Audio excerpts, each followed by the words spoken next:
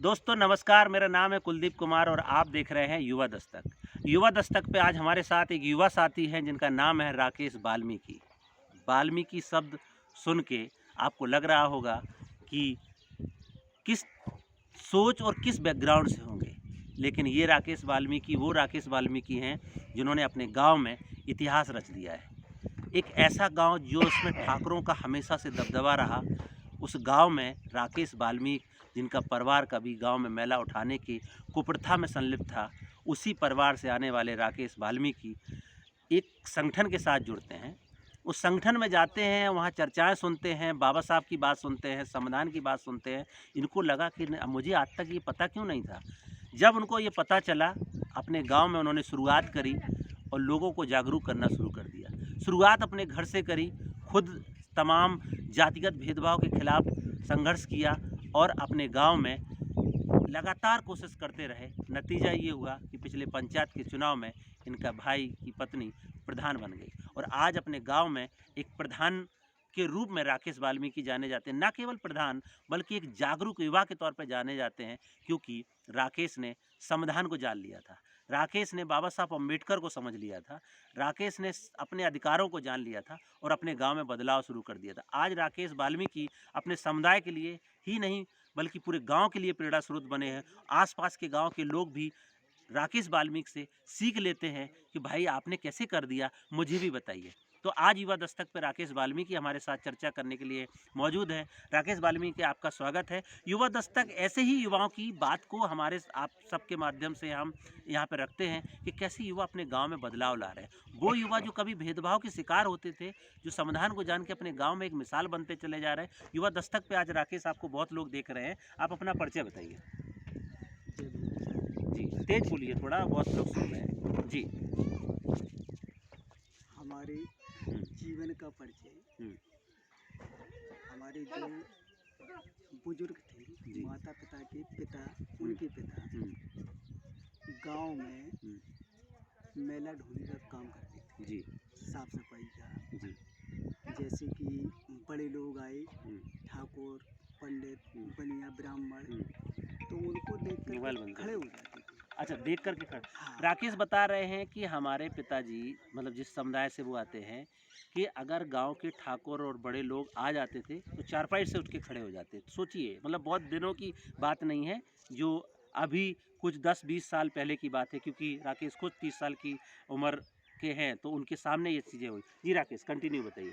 तो हमने जो बाबा साहेब अम्बेडकर जी उनके संविधान में पढ़ा, अपनी जिम्मेदारी समझकर लोगों को जागृत किया कि अपने जो पूर्वज थे उनकी तो ठीक ही है, जो आज हमने पढ़ लिया है, आंखों से देख लिया है, समझ लिया है, तो क्यों इस दलदल से निकल के बाहर ना आए। जी, तो हमने सभी अपने भाइयों बहनों से, आसपास अपने जाति के लिए 80 भाइयों से सबसे कहा कि भाई हमको और आपको जीने का अधिकार है, आप ऊपर निकलिए।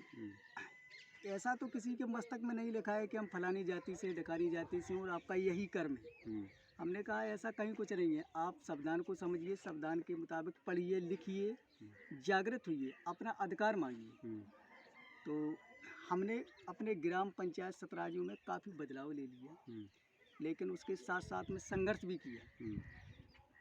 ज़्यादा खैर हमारी योग्यता तो नहीं है, हाई स्कूल फेल हूँ, क्योंकि हमारे माता पिता इतने गरीब थे कि हमने ज़्यादा योग्यता प्राप्त कर ही नहीं पाई। इसके बाद में इस गांव के अंदर कुछ भेदभाव में छुआछूत ये सब मानते थे लोग, लेकिन हमने पढ़ने के साथ साथ में मेहनत की, मेहनत करने के साथ में एक हमने खेल खेला जी, क्रिकेट। तो उसमें लोग हमको आसपास के गांव के हमें बुलाने आने लगे कि आप इतना अच्छा खेलते हो, बाहर जाने लगे।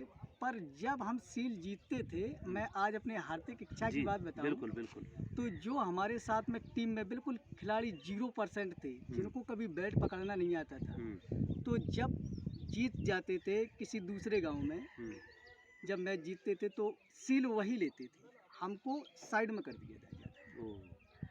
ये आँखों का हाल अपना बीता हुआ बता रहा है। और जैसे कि टूर्नामेंट होते हैं गांव में, पहली श्रेणी, दूसरी श्रेणी, जब हम टूर्नामेंट में पहुंचते थे फाइनल में, तो उस दिन हमको हमारी ही टीम हमको मौका नहीं देती थी कि ऐसा नहीं है कि इनका फ़ोटो निकल के आ जाए, इनको कुछ मिल जाए। कहते थे कि चलो ठीक है, देखा जाएगा, सेकंड तो रहना ही है जब कुछ हो। जबकि हम इतनी मेहनत करके जाते थे वहाँ तक। हमने ये सब समझा, अपने भाइयों से कहा जो अपने सामुदायिक में आते हैं, सभी से कहा इसको कि देखिए भाई, जब हम इतना संघर्ष कर रहे हैं, हमने इतना अपने क्षेत्र के अंदर नाम किया, तब जो मेन चीज़ आती है वो हमको दबा लिया जाता है जी। फिर हमने अपने घर में प्रेशर डाला। हमारे माई मामा यहाँ एक परिवार जैसा रहता था। हमने कहा गांव में मेला ढोने से क्या आपकी ज़िंदगी नहीं कटेगी अगर इसको बंद कर दोगे? बोले नहीं, अपना ये गांव है। अब गिनाया, मतलब बुजुर्ग के हिसाब से कि इतने महिमा विकास खंड में हमारे गांव हैं, इनको हम बेच के चले जाएंगे। लेकिन हम कि तुम्हारी ये जागीर मानते हो, अपनी संपत्ति मानते हो, इस जागीर ने तुमको कितना मुनाफा दिया? क्या दिया बताइए आज आपके सामने। बोले भाई दिया तो कुछ नहीं है, तो हमें करना खाना कमाना तो ऐसा है, कहीं भी जाइए वहाँ भी खाओगे करोगे। भाई इनमें अपनी बाजुओं में ताकत रखिए कि आज हम इतनी गंदगी का काम करेंगे तो हमसे कौन हमारा साथ देगा। भाई हर आदमी आपसे घृणा करने लगेगा। और जैसे बाकी लोग हैं अपने खेतों में काम करते हैं, मेहनत मजदूरी करते हैं, क्या उनका जीवन भरण पोषण नहीं होता? उनका जीवन यापन नहीं हो रहा है जी। तो हमारे भाई लोग कुछ समझिए, अपने बच्चों को स्कूल कॉलेज जाने दिया उन्होंने। आज कुछ हमारी ही देन से हमारी ही भतीजी हाई स्कूल इंटर बीएससी तक कर रहे हैं, हमारी ही देन से आज। नहीं वे तो सीधा ये कहते थे बुजुर्ग हमारे माता पिता, नहीं बेटा वो तुमको नौकरी चाकरी कोई मिलेगी नहीं, मिलेगी तो भाई सफाई कर्मी वाली मिल जाएगी कहीं, उसमें कौन योग्यता लगती है। लेकिन आज साहब वो भी नहीं मिल सकती, बताइए कहाँ से मिल रही है। तो आज हमने अपने सबको साहब जागृत किया। उसकी देन से हमने एक संस्था ज्वाइन की जी, जिसको कहते हैं फाउंडेशन दलित परिवार जी। हमारे एक मित्र समझ लो, चाहे मुलाकात हो गई हमारी उनकी, तो उनने हमको, समझदार तो कुछ थे ही हम जी, तो उनने हमारा इंटरव्यू लिया जी, ऐसी दोस्ती के नाते। तो मैंने कहा भाई आपने बड़ा अच्छा काम किया, उनसे हम ज्वाइंट हुए जी। उनका नाम है के प्रजापति जी। तो मैंने कहा हमारे लिए कुछ काम करोगे? हमने काम किया, जितना सहयोग बनेगा सब करेंगे हम जी। तो उन्होंने हमें बाबा साहेब के बारे में बताया। तो उन्होंने कहा कि चलो ठीक है, आप हमारा सहयोग करो और आपको जहाँ ज़रूरत पड़े हम अपना सहयोग देंगे सबदान की। तो सर बात आते आते यहाँ तक हमने उनका सहयोग किया। इस ग्राम पंचायत में सीट आई सतराजू में SC जी।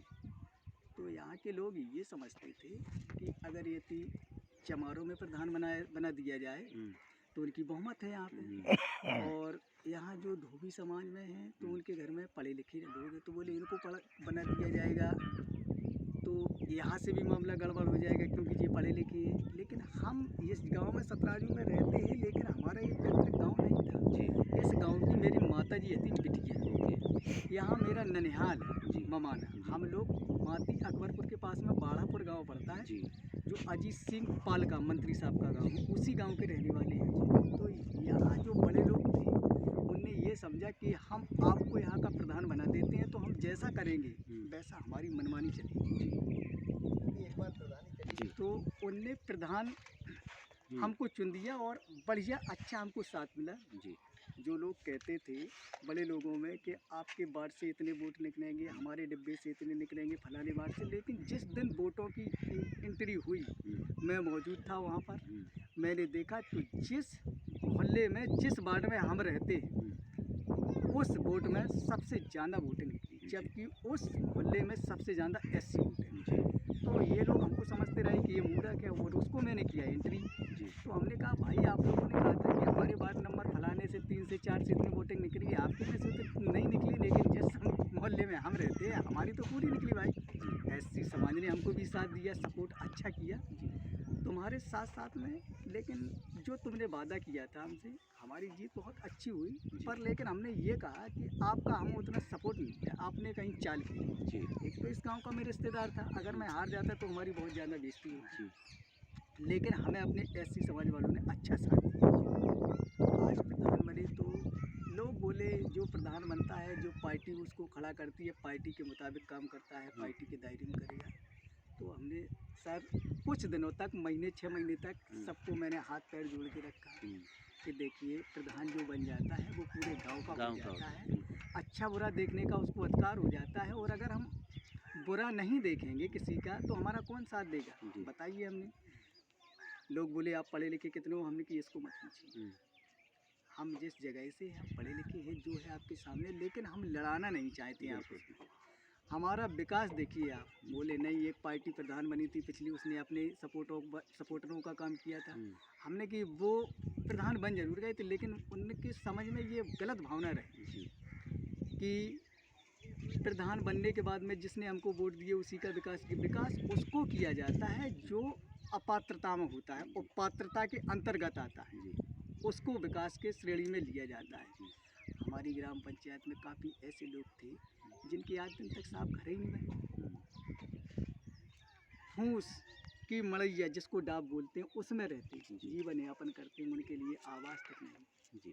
आज लोग, हम इस गांव में करीब 11-12 आवास बांट चुके हैं, 2 सालें रही हुई हमको, लेकिन सब गरीब लोगों को आज हमसे ये कहते हैं कि प्रधान रिश्वत लेता है उसी को देता है, लेकिन अगर उनके घर से पूछा जाए ऐसा कहीं कुछ नहीं है। बस उनको क्या है कि यहाँ पर हमारी ही वोटिंग रहे, हमारी मनमर्जी का काम चले, बड़े लोग जो सियासी आदमी हैं। तो राकेश, बहुत बड़ी बात आप बता रहे हैं और बहुत सारे युवा दस्तक पे आपको साथी देख रहे हैं कि किस संघर्ष के साथ आपने शुरुआत किया, किस बैकग्राउंड से आए। इस पूरे काम को करते हुए चुनौतियां नहीं आई आपको? किस तरीके की चुनौतियां मिलती हैं?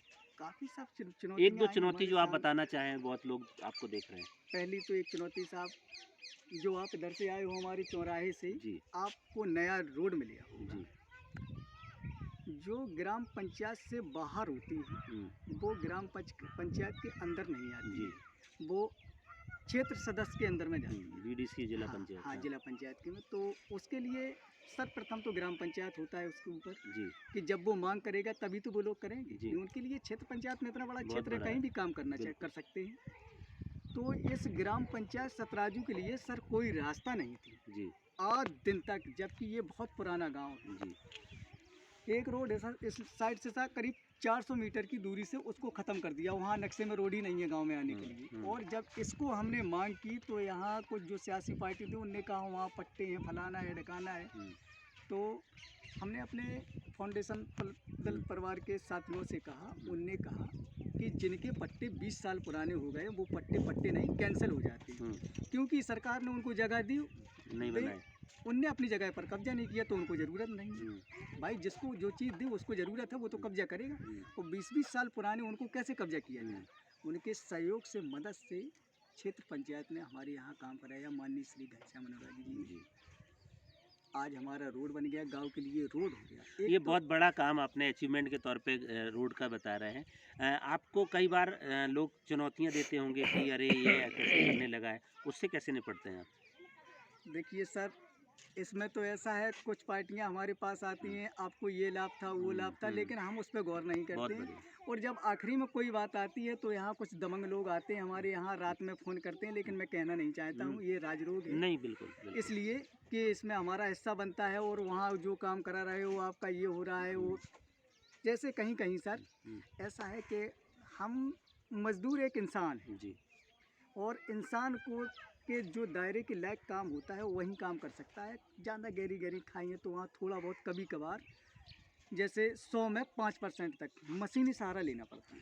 तो राकेश अपने गांव को मॉडल बनाने की दिशा में प्रयास कर रहे हैं। राकेश अपने समुदाय को भी जोड़ रहे हैं। राकेश अपने बस्ती में अपने लोगों को भी जागरूक कर रहे हैं। राकेश युवा दस्तक पे आपको देख रहा है, युवा होने के नाते आपको युवाओं के लिए क्या संदेश है? आप उनको क्या सीख देना चाहते हैं, क्या करना चाहिए ज़िंदगी में? देखिए सर, मैं उनको ये संदेश देना चाहता हूँ, हमारी तो मतलब आपने सुना ही जी और युवा होने के नाते उनको यही सीख देना चाहता है, जो हमारे संविधान में लिखा है, बाबा साहब ने जो अपन को अधिकार दिया है जीने का, उन्हीं विचारों पर चलिए। तो बहुत बड़ी बात बोला है कि बाबा साहब ने जो संविधान दिया है, संविधान में जो जीने का अधिकार दिया है, उसके आधार पे आप चलिए, तभी आप इस दुनिया में तरक्की कर सकते हैं। वरना आप जिस समुदाय से जिस हालात में आते हैं, आप जानते हैं कि एक वाल्मीकि समुदाय का हालात, परिवार कैसे गुजरता है, लेकिन बाबा साहब के संविधान और उनके दिए अधिकार और उस कानून को पढ़ करके, उनके संवैधानिक मूल्यों को देख करके अपने गाँव में बदलाव किया जा सकता है, जिसका एक सफल उदाहरण राकेश वाल्मीकि खुद है। राकेश जी, आगे के सपने क्या हैं? आप संक्षिप्त में अगर बताना चाहें कि अभी लाइफ में आपको क्या करना है? आगे के सर मेरे ये सपने हैं कि ग्राम पंचायत में एक बात कहने जा रहा हूँ, जी, तो बताइए। उसमें हम क्षमा चाहते हैं अगर कोई गलत बात निकल जी। जाए। गांव में जैसे किसी के यहाँ गमी हो गई, जी, तो किसी के पास खेती है, किसी के पास नहीं है जी, खेत, मिट्टी जलाने के लिए, जी। दफनाने के लिए। हुँ, तो यहाँ से करीब 1-2 किलोमीटर की दूरी पर नदी है। जी। जैसे बारिश का समय है, हुँ, बारिश हो गई तो बड़ी दिक्कत पड़ती है वहाँ तक चिता ले जाने ले आने के लिए। हुँ, और जिनके खेत हैं तो वो तो भाई कहते हैं कि हम अपने खेत पे जला देंगे, हुँ, और ये हमको सही नहीं लगता है। ऐसा लगता है कि एक गांव में शमशान घाट की जगह नियुक्त उसी नदी पर हो जाए सर, और बहुत वहाँ के लिए आने जाने के लिए संसाधन बढ़िया रोड वगैरह हमारी सरकार दे दे तो अच्छा रहेगा। बढ़िया। तो भविष्य का उनका एक सपना है जिसको वो बता रहे हैं, क्योंकि वो उन्होंने बहुत बारीकी से इसको देखा है, कि बता रहे हैं कि हमारे गांव में अगर किसी की डेथ हो जाती है, उनको दूर लेके जाना पड़ता है, और कुछ परिवार ऐसे हैं जिनके पास ज़मीन नहीं है, तो वो कहाँ उनका अंतिम संस्कार करेंगे। वहाँ पे उनको एक शमशान घाट बनाने का उनका आगामी ड्रीम है, ताकि गाँव में लोग सम्मान के साथ अपना अंतिम संस्कार कर सकें, सम्मान के साथ अपनी ज़िंदगी जी सकें। आज युवा दस्तक पे राकेश वाल्मीकि आए, उन्होंने अपनी कहानी बताई, अपने अनुभव बताए, अपने चैलेंजेस बताए कि किस तरीके से उन्होंने अपने गांव में बदलाव किया है, और आगे भी एक लंबा विजन रखते हैं, जिसको संवैधानिक मूल्यों के लिए वो लोगों को जागरूक करते हैं, लोगों को प्रेरित करते हैं, और अपने गांव में कुछ नया करने की कोशिश कर रहे हैं। आज युवा दस्तक पर राकेश आए, अपनी कहानी साझा किया, इसके लिए राकेश वाल्मीकि का बहुत बहुत धन्यवाद। हम उम्मीद करते हैं कि राकेश जरूर अपने सपने को अपने गाँव में पूरा करेंगे, और युवाओं के लिए एक प्रेरणा स्रोत बनेंगे, और इस देश में युवाओं की आवाज़ को बुलंद करेंगे। युवा दस्तक ऐसे ही युवाओं की आवाज़ को हर दिन उठाता है, इस देश में युवाओं की आवाज़ को बुलंद करता है, क्योंकि आज़ादी के 75 साल के बाद भी आज भी संवैधानिक मूल्य जो गाँव तक नहीं पहुँचे हैं, उनको पहुँचाने के लिए युवा प्रयास कर रहे हैं। और युवा दस्तक ऐसे ही युवाओं की पहल है, जो आगामी 25 साल के विजन के साथ, जब आज़ादी के अमृत महोत्सव 75वें साल से आज़ादी के 100वें साल तक, स्वर्णिम काल तक जाएंगे, तब युवा किस देश को किस रूप में देखना चाहते हैं। निश्चित तौर से राकेश वाल्मीकि जैसे तमाम युवा इस देश के लिए मिसाल बनेंगे, जो एक स्वर्णिम अक्षरों में लिखा जाएगा कि इन्होंने अपने गाँव में बदलाव के लिए वो पहला कदम उठाया, जो शायद जिसकी शुरुआत इन्होंने किया है, जिसकी करने की बहुत पहले ज़रूरत थी। आज की चर्चा में इतना ही, कल फिर मिलेंगे एक युवा साथी के साथ, तब तक के लिए नमस्कार। जय भीम, जय संविधान। देखते रहें युवा दस्तक।